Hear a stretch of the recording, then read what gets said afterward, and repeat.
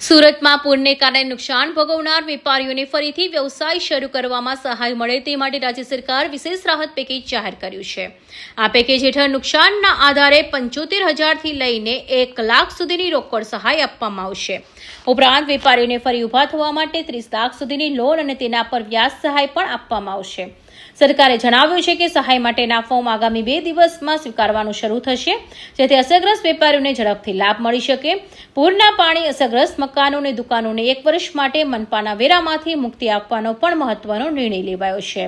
રાજ્ય સરકારે સ્પષ્ટ કર્યું છે કે આ રાહત પેકેજ માત્ર સુરત પૂરતું મર્યાદિત નહીં રહે, પરંતુ રાજ્યના અન્ય પૂરગ્રસ્ત વિસ્તારોમાં પણ લાગુ કરવામાં આવશે। નાયબ મુખ્યમંત્રી હર્ષ સંઘવીએ જણાવ્યું કે અત્યાર સુધીમાં 19,000થી વધુ લોકોને કેશ ડોલ અને ઘર વખરીની સહાયની ચૂકવણી કરવામાં આવી છે અને બાકીના લાભાર્થીઓને પણ ઝડપથી સહાય પહોંચાડવાની કામગીરી ચાલુ છે। સુરતમાં તારીખ 6 જુલાઈએ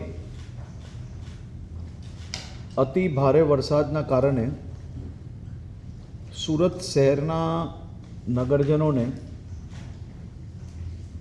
અનેક વિસ્તારોમાં ખૂબ મોટા પાયે નુકસાની અને તકલીફો વેઠવી પડી હતી। રાજ્યના લોકપ્રિય મુખ્યમંત્રી આદરણીય શ્રી ભૂપેન્દ્રભાઈ પટેલ દ્વારા સુરત શહેરની વિઝિટ દરમિયાન તંત્રને તાત્કાલિક સંપૂર્ણ સર્વે રેસિડેન્શિયલ, કોમર્શિયલ અને ઇન્ડસ્ટ્રીયલ વિસ્તારોમાં કરવાની સૂચના આપવામાં આવી હતી।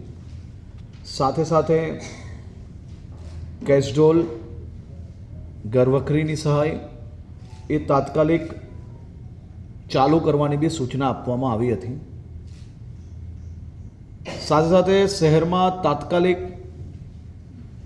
તમામ ક્ષેત્રોમાં સ્વચ્છતાની કામગીરી ઝડપથી પૂર્ણ થાય, સ્વાસ્થ્ય માટે ડોર ટુ ડોર ટીમ પહોંચે અને અલગ અલગ વિસ્તારોમાં જે પ્રભાવિત વિસ્તારો હતા તે વિસ્તારોમાં મેડિકલ કેમ્પ તાત્કાલિક લગાડવામાં આવે। આ તમામ કામગીરી મહાનગરપાલિકાની ટીમ તથા રાજ્યની બીજી મહાનગરોમાંથી બી સ્વચ્છતા દૂતોને સુરત મોકલવામાં આવ્યા હતા। કુલ મળીને 9,000 જેટલા સ્વચ્છતા કર્મીઓ છેલ્લા 1 અઠવાડિયાથી રાત દિવસ સુરતને સ્વચ્છ કરવામાં જે કામગીરી કરી રહ્યા છે એવા સૌ સ્વચ્છતા દૂતોને હું સુરત શહેરના સૌ નાગરિકો વતી અભિનંદન અને આભાર માનું છું। અમારી તમામ માહિતીથી અપડેટ રહેવા માટે જોડાયેલા રહો S9 ન્યૂઝ સાથે।